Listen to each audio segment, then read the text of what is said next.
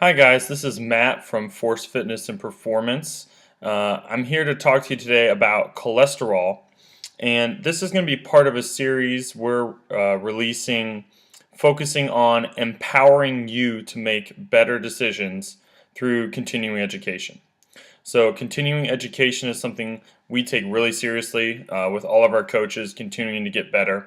And one of the topics that I've been really interested in within my nutrition research is cholesterol because I feel like it's a very misunderstood topic.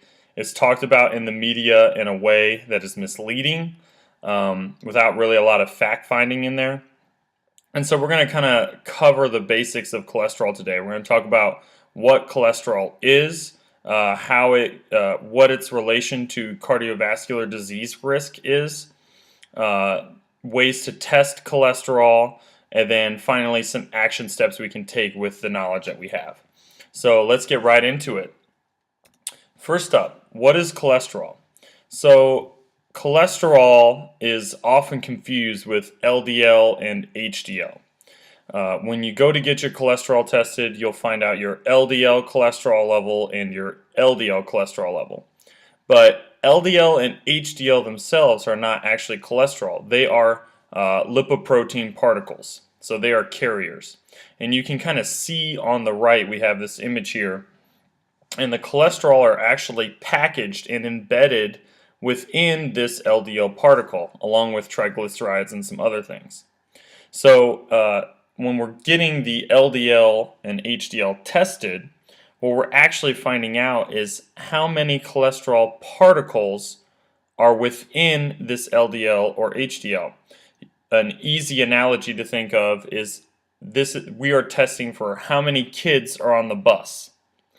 But what we're going to find out later is that might not be as important as how many buses are on the road, or actually how many LDL particles themselves there are in the bloodstream. So cholesterol is shuttled around by these HDL and LDL particles to different parts of the body, and cholesterol is actually super vital for our survival. Without cholesterol, we would actually die. Cholesterol has many important functions. It is the basis of steroid hormones, and we're not talking Roger Clemens here. We're talking testosterone, estrogen, all the other really important sex hormones. They're a basis of that. They form part of the cell membranes of all of our cells in our body, so it's ubiquitous. Cholesterol is everywhere. They're also critical in vitamin D production, so when sunlight hits our skin, cholesterol is converted into vitamin D, which is another super important function. We know that low vitamin D levels can lead to a host of health issues. And even beyond that, when we're sleeping, our brains will produce cholesterol to help create connections between the neurons in our brain. So thinking, memory, all this other stuff cholesterol plays a critical role in. So the idea that we want to drive cholesterol down to the lowest level we possibly can get is really a dangerous one, because we need cholesterol to be at an appropriate level in our body at any given point. And this is like most things in our body. Our body regulates them within a certain level. I think of the same thing with body temperature. Body temperature within a certain range is very healthy for us. Too high or too low, it can become dangerous. And this is how most things in the body work. So now that we kind of understand what cholesterol is and what functions it has in the body, let's talk about cholesterol and cardiovascular disease risk. So the kind of normal story has since the 50s has gone like this. When we eat saturated fat, it raises cholesterol in our blood, and that raised cholesterol in our blood causes arteries to narrow and harden, and that causes cardiovascular disease. However, the most current research and meta-analyses show that saturated fat is no longer considered a risk factor for cardiovascular disease. And this is why. Saturated fat only elevates cholesterol in the short term, not necessarily in the long term. And this is really important because our understanding for how cholesterol affects our risk for cardiovascular disease has drastically changed. The idea that there's just more cholesterol in our blood and that's clogging our arteries itself, that's a false one. And again, that's because just because there are more kids on the bus doesn't mean there are more buses on the road. So what we really want to look at is the oxidation of the LDL and HDL particles, specifically the LDL particles. What happens in our body is as the LDL shuttles the cholesterol and triglycerides around, it is subjected to normal oxidizing forces. This is part of just our body going through its normal processes, and luckily the LDL also comes packaged with antioxidants. So we've all heard of antioxidants before. Might have heard of like blueberries or dark chocolate, etc. And that these antioxidants are really important for our health, and they are. So these antioxidants kind of fend off the oxidative processes. However, there's only so much antioxidant to go around. Eventually, it's going to be used, and then that particle becomes oxidized. And once it does become oxidized, the LDL particle, not the cholesterol itself, but the whole LDL particle becomes oxidized. It travels into the skin of the artery, the endothelium, and there it's absorbed by macrophages, which basically just get rid of that dangerous particle. And then the body responds with a natural defense mechanism, which is to build plaque over that area, that irritated area. So our body actually building up plaque is a normal, healthy, short-term response to this situation. It is actually protecting us. However, in the long term, we know that this can lead to the narrowing of the artery and cardiovascular disease risk. But what's really important to take out of this is that it's not the cholesterol itself or the LDL and HDL-C that we normally measure. It is most likely, and again, the science is still improving here, but it is most likely the LDL particle number, or how many buses are on the highway. If we have too many buses on the highway and they get in a traffic jam and they can't pull off onto their appropriate exit and be utilized, they're going to spend more time in the bloodstream, which means they're subjected to those normal oxidative forces even longer, and they have a higher likelihood of becoming oxidized. So it's really, we can think of it on a gradient scale. The longer I spend with this LDL in my blood and not being utilized appropriately, the higher the risk is that it's going to become oxidized and become damaging to my system. So this gets into our next question would be, well, what about testing and what about cholesterol in my diet? I still have people come up to me and ask me like, well, you guys recommend we eat a lot of eggs. I'm really nervous about that because I know there's a lot of cholesterol in egg yolks. Well, let's get to that. So this is a quote from Ancel Keys, and the reason I use this quote is because Ancel Keys was actually one of the founding reasons why we believe that saturated fat and cholesterol led to heart disease, which has since been, like we said, largely disproven. And this is something he said about 3 decades after he had released his initial research. And it says, dietary cholesterol has an important effect on the cholesterol level in the blood of chickens and rabbits. But many controlled experiments have shown that dietary cholesterol has a limited effect in humans. Adding cholesterol to a cholesterol-free diet raises the blood level in humans, but when added to an unrestricted diet, it has a minimal effect. So what he's saying here is that, one, in animal studies, it is shown that increasing cholesterol intake can affect their cholesterol level in the blood. But humans are much more complex and our metabolisms don't always work the same way. So it's important to have human trials, and in the controlled human experiments, we see a limited effect. In fact, the only time we really see any significant effect at all is when we add some cholesterol to a person who's eating 0 cholesterol. And the reason for this is quite simple. Most of the cholesterol in our bodies at any given time, about 75%, is produced by our body. Our cells in our liver produce cholesterol all the time because it is vital. It's part of our cell membranes, part of our how we form connections between neurons, steroid hormones. So it's constantly producing cholesterol. Only about 25% of the cholesterol in our body comes from the diet. So what this means is, like body temperature, our body has a really elegant system in place in order to regulate. If we increase our dietary cholesterol, we're going to decrease our normal production, and if we decrease our cholesterol, our dietary cholesterol, we're going to increase our body production because it is so important. So what does this mean for testing now? Well, here's a little graph I like to use on the right that kind of gives you an idea of some of the information that's coming out. And we have 4 groups here. There was a group that was tested for low LDL-P and low LDL-C. So again, that means they tested as having few buses on the road and few kids on each bus. And they actually had the best probability of event-free survival after an incident out of any of these groups. The second best group, and they're very close, almost the same, are those groups that had a low LDL-P, so low buses on the road, but a high LDL-C, which is a high number of the kids are packed onto the bus.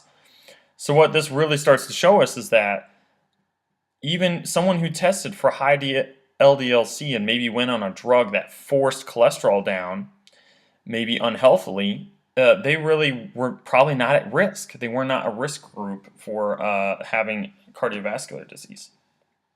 The second kind of group we see, the second 2 lines kind of pairing off down, are the groups that had high LDL-P, so a high number of buses on the road, and we can see their probability of event-free survival was much lower than the other groups. And one important thing I'd like to note is that the bottom group are those who had what we would classically call good cholesterol levels of low LDL-C, and so they probably didn't do a lot of intervention, which is, again, a little bit of a projection, but I think we can kind of guess that from the data.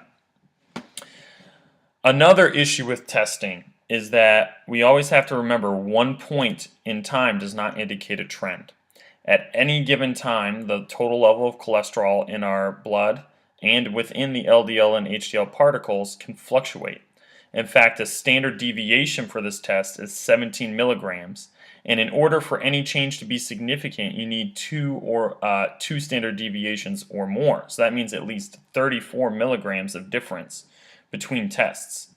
And again, you could test in the morning and then test a couple days later at night and have a significantly different number. So it's something that you have to track over time and see where the trend is going, not something you can just do a one-off of and then make a drastic, make any kind of critical decision about.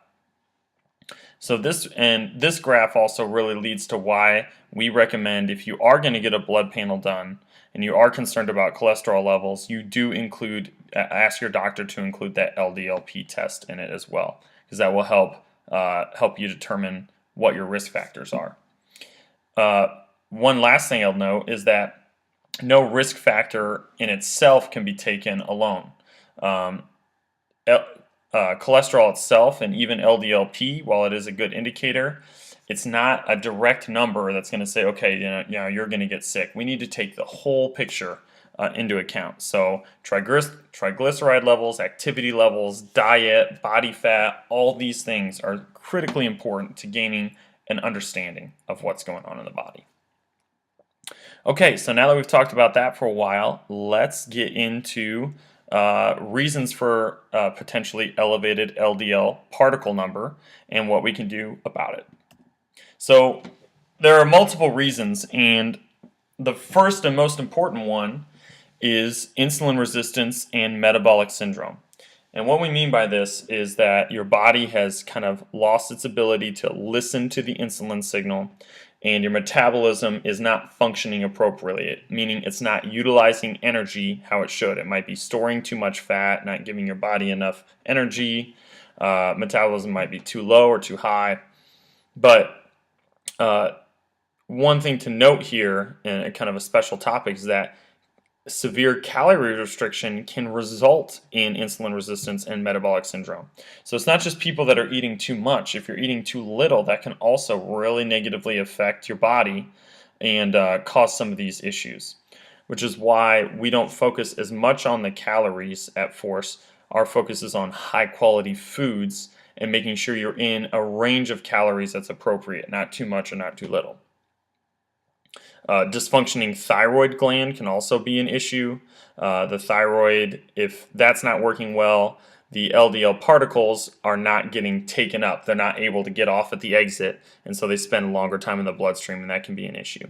Leaky gut has also shown to elevate LDL-P, and this is because infection actually increases LDL particle number because LDL particles are part of your immune response.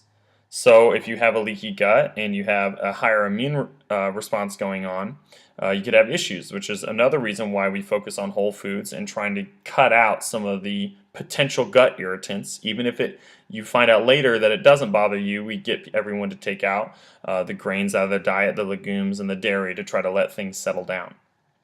Finally, or another one I want to kind of jump to here is losing weight. When you lose weight, your body is breaking down more fat, and it's going to increase its LDL particle to transport those triglycerides. Because remember, triglycerides are also transported by the LDL particles, not just cholesterol. So you're going to want to wait until your weight stabilizes before you make any decisions on whether or not your LDL-C or HDL-C are even elevated at all. And then finally, there are cases where you could have LDL-P that are genetics. This is called familial hypercholesterolemia, and only 1 in about every 3 to 500 have it. But if this is the case, this is something you'd want to talk with your doctor and maybe take some steps to lower your risk factor. And regardless, we can all take some action steps. So let's get to those now. And these are kind of the action steps, the things we can do right away to improve our risk factors. You're going to see this all fits together with our plan that we have in place. One, we want to reduce inflammation. And I have highlighted here to eat saturated and monounsaturated fats. So saturated fats are going to come from sources like animal protein and coconut. And monounsaturated fats are kind of the classically healthy avocado and olive oils. Now, the reason we want to eat these is because they are very stable fats. We talked about before that normal oxidative processes in the body can cause inflammation and damage.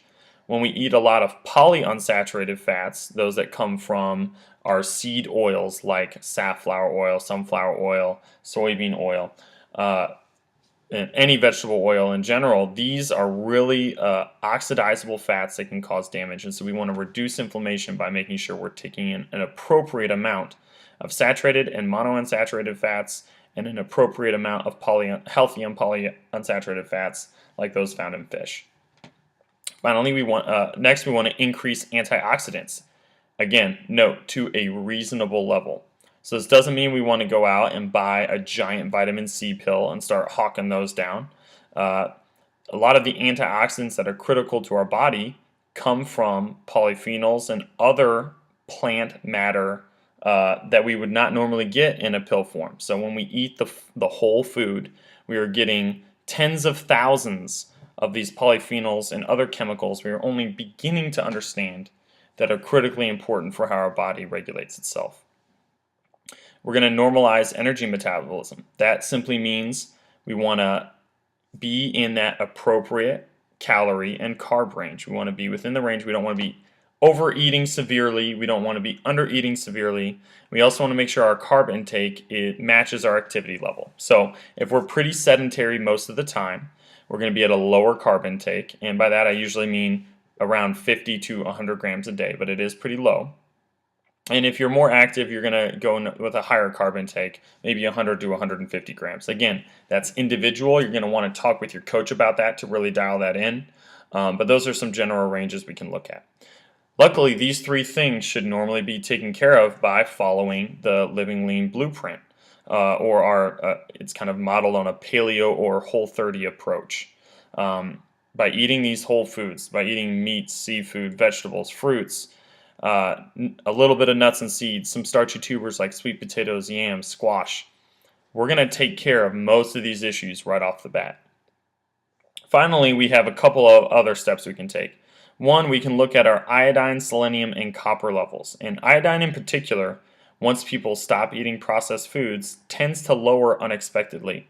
This is because most of the iodine we get in the Western diet comes from iodized salt. And so when we stop having processed foods, our salt content is lower and we don't get the iodine in. Iodine is usually found in sea vegetables, but most people are not eating seaweed on a regular basis. So it might need to be something you need to look into. Iodine is going to be critical to thyroid function, which we talked about earlier.